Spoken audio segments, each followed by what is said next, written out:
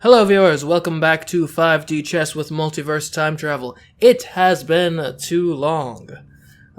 Perhaps I got caught in a time distortion, or perhaps I just, due to circumstances, didn't play 5D chess for a couple weeks. In any case, it's been a while, so I think it would be prudent to start off by refreshing my brain with a couple puzzles.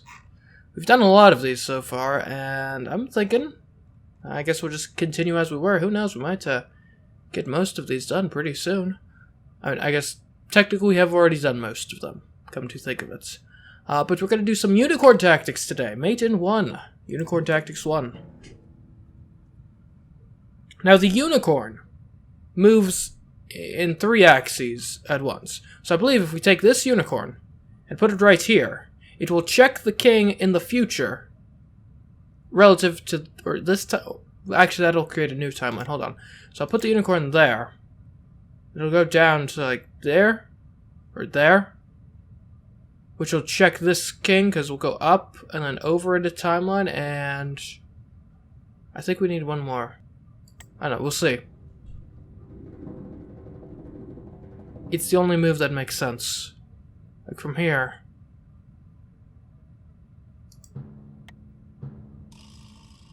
Drat, okay, that didn't work. There's only so many things we can do. So, and a king move does make sense. I'm trying to figure out how any other move makes sense. Because either way, we create the same timeline splits. What happens if we go there? Okay. And it can't be the king, can it? Like, I don't see how putting the king in the past helps us any more than putting the unicorn in the past. And obviously none of the present moves do anything.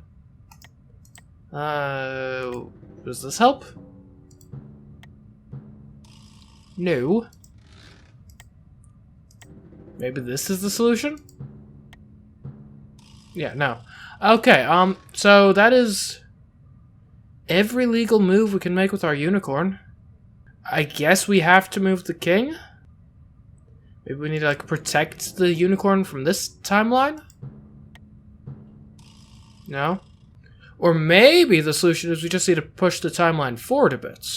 That actually makes sense. Here's what happens. We move the king, push the timeline forward, and what this is actually going to do is this unicorn will now, instead of... So it'll have, like, the direct diagonal things for this area here or something. But then also, the unicorn will expand where it goes. So it'll be targeting this tile all the way back on the first board, which is where the king is. There we go. See, sometimes you don't even need to move a piece. If you just wait long enough, you will get the king checked. Yeah.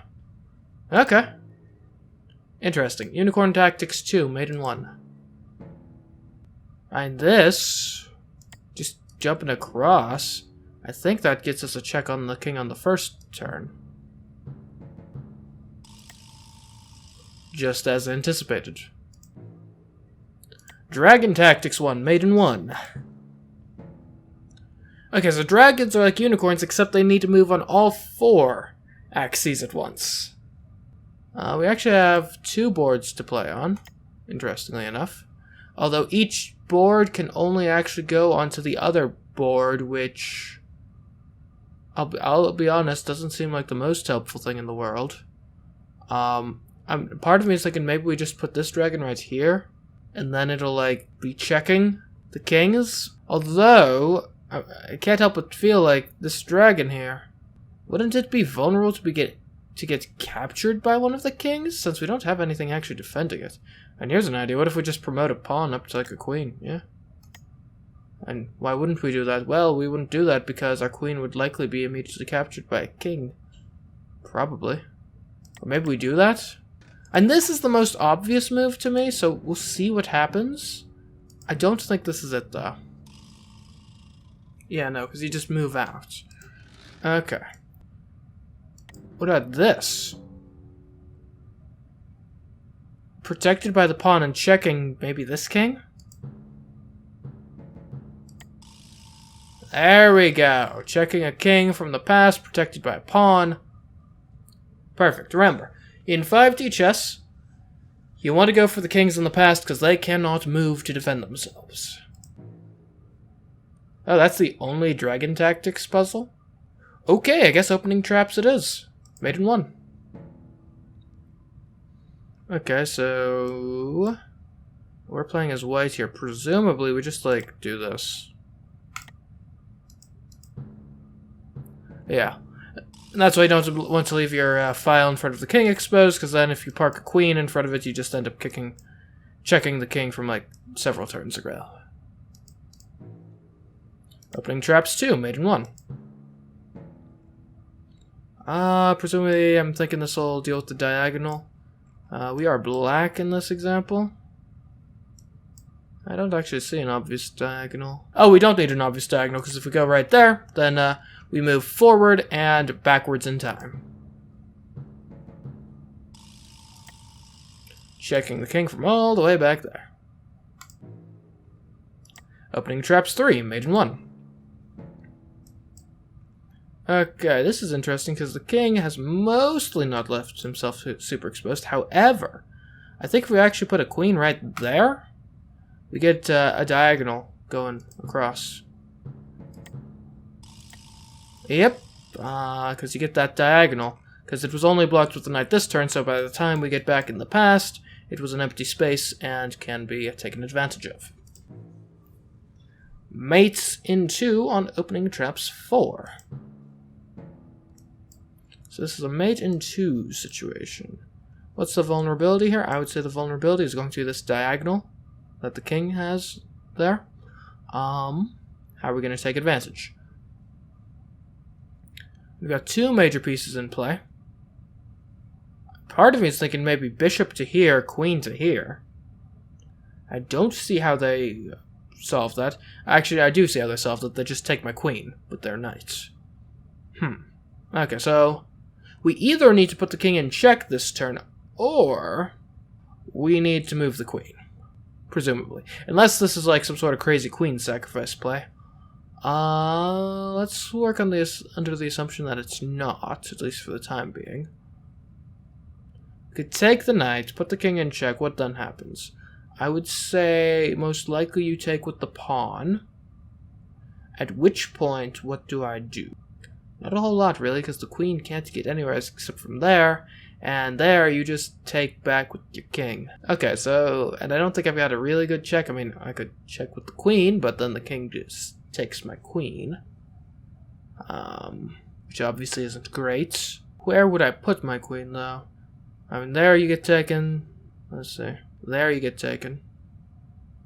There you don't get taken. Actually, no, you get taken by the knight. This, you get taken by the bishop. Here you don't get taken necessarily, and here you get taken by the bishop. So you can only go, like, these 2 places. Let's see, I literally cannot move my knights fast enough to actually check the king in 2 moves. So they're not in play. It could be a bishop sort of maneuver, maybe. I don't know how exactly, but it's possible. But no, because like, I could see taking with the bishop to put the king in check. But then you get taken by the pawn. And I don't see what you do from there. What the next step of this ploy would be. Defend this space, then maybe I could put the queen on there. However, if I waste a turn defending the space with the bishop, then this knight just takes my queen.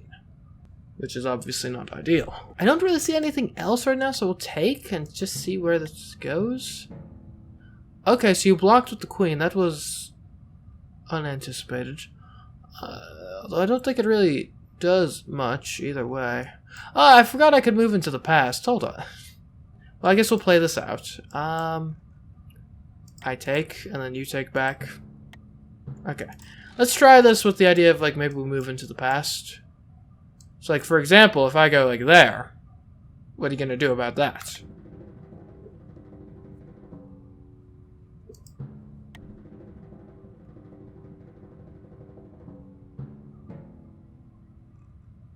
Okay, so you've set up your own queen. As long as my queen is here, I'm safe from a checkmate. I think I just need to basically make a move. Oh, that would move me into check. Yeah, that's pretty dumb. In that case, I'll do this move.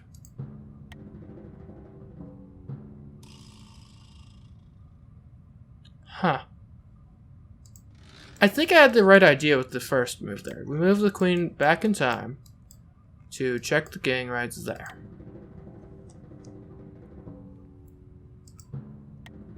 Now you've sent your queen even further back in time to stop me. And in response, I need to do something that will stop you from being able to do what you did. And what if I just put a check on you here?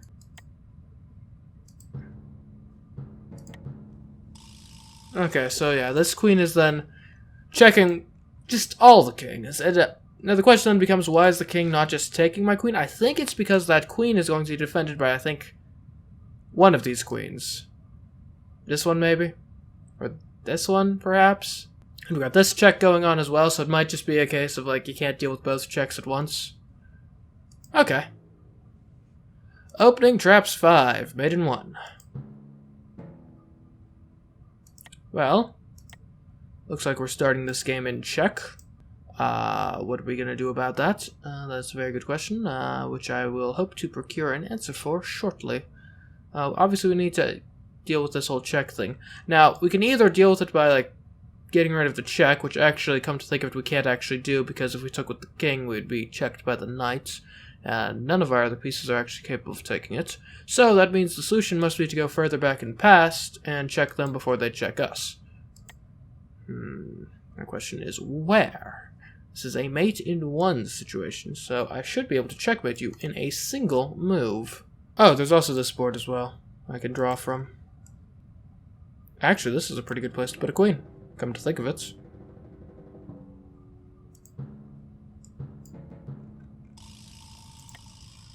Very nice, very nice. And of course you can't take it because it's protected by my other queen. Alright, that should be enough puzzles for now. We only have 5 more puzzles left, but we'll save them for another time. Let's get into some CPU matches. So we have been playing against... I think we've been playing against strong AI recently.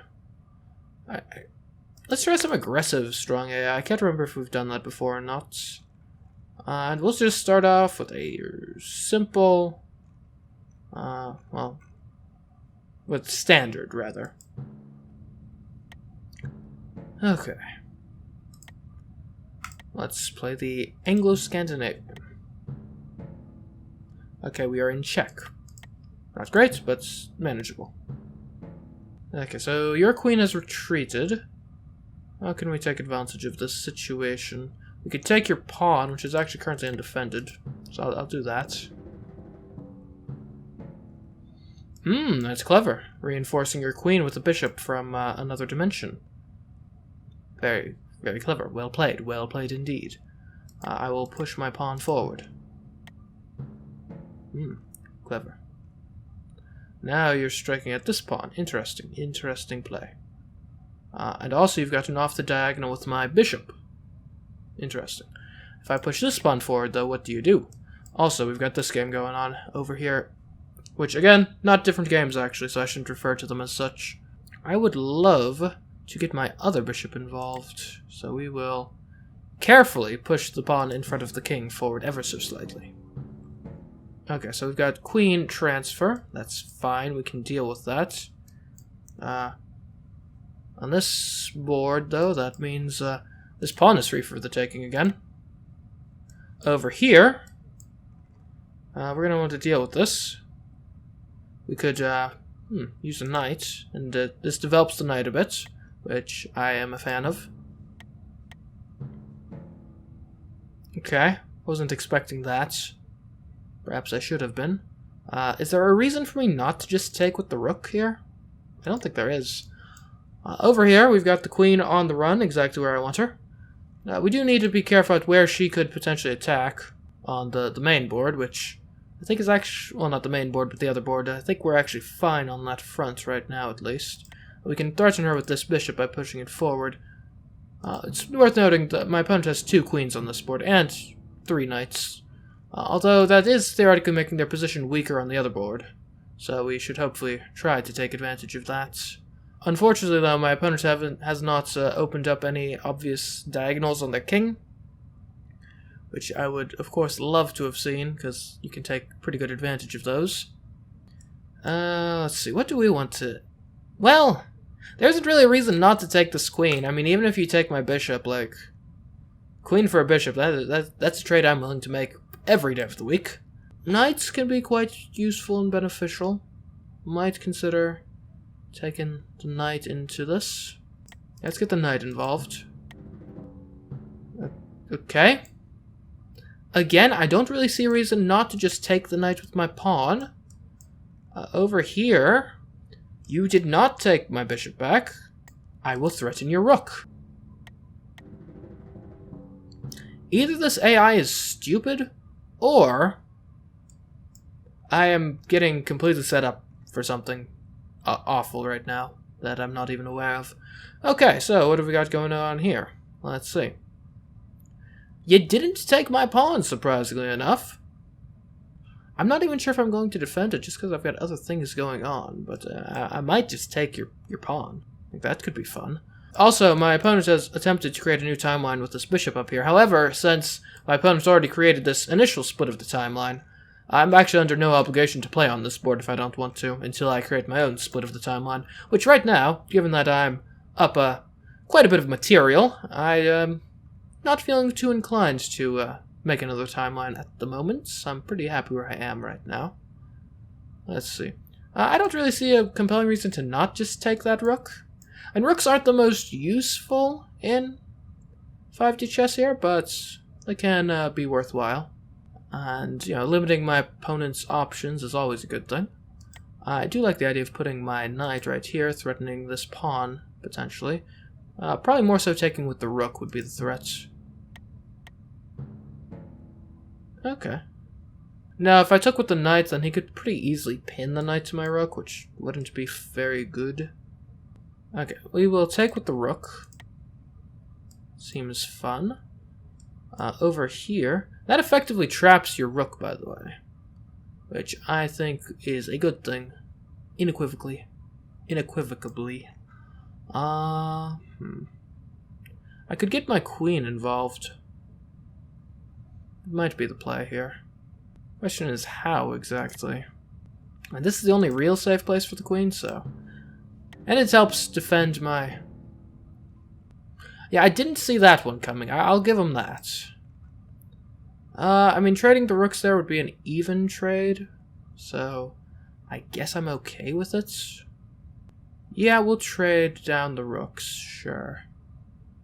On this other board, I could actually position myself potentially to retaliate, maybe? Nah, well, I don't really see it, honestly. Actually, what if I reinforce with this rook? That way, if you... Yeah, I like that better. We reinforce with our other rook, which, let's be honest, wasn't doing anything on the other board anyway. Okay, you took my bishop with your rook. That's a fair play, I'll be honest. And I certainly am not going to take with the queen, because if I do, then you'll just take my queen. Over here on this side of the board, though, I actually do kind of like the idea of trading the rooks now, because if you take with that rook, I take with this rook, and then, you know, things are looking bad for you, especially when I go knight to there, and then rook over there, and I'm playing this like normal chess, aren't I? Drats. Anyways, I wish there was a way I could safely take that rook, but I don't see it right now. And I could get something like set up, I guess? Yeah, I don't see it. A castle might actually be a good idea to get this other rook involved, more so. And get my king to a slightly safer territory. Okay, you took. That was anticipated. We put the rook there. So you want to activate your bishop. Also, you're threatening my pawn, which is undesirable, to say the least. If I push the pawn forward, though, you might be forced to take, in which case I would just take with the queen, and that would actually fork your king and rook. Now, granted, it's not really a real fork because your rook... Well, I can't really take the rook, because the queen would just take me if I took the rook, but it does nevertheless force activity on the king, so we're pushing the pawn forward. I'll be honest, I didn't see that one coming. And there's some ideas here. If I put the pawn, if I take the pawn on the left, then the king would be in check. But it's a pretty easy check to get out of. He just takes the pawn with the queen. Taking the pawn on the right is honestly maybe more interesting because that threatens the rook. The rook would have to move. It would be forced to move directly in front of the pawn, I think. Well, it couldn't move next to it. But then I could really set myself up for a pawn promotion by just, like, moving my queen slightly. I kind of like this idea. So we will take there. Over on this board, I do kind of like the idea of putting my knights over there on the side. Setting up for taking the bishop. Okay, you fled with your rook. That's interesting. Oh, wow, this is actually a really great opportunity. I take my pawn, put it on the other board, where that rook is trapped. Although, is that a better opportunity than just, you know, taking that bishop and checking the king? Like, is that might actually be checkmate, looking at it. Because where would the king go? I mean, theoretically, he could actually flee there. Which would be interesting, to say the least. I think he could flee there. Yeah, he definitely could flee there. Let's see if we can take this rook.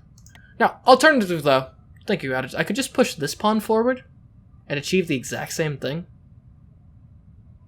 So yeah, maybe I should do it that way and then set up to like defend against this square by moving the knight forward.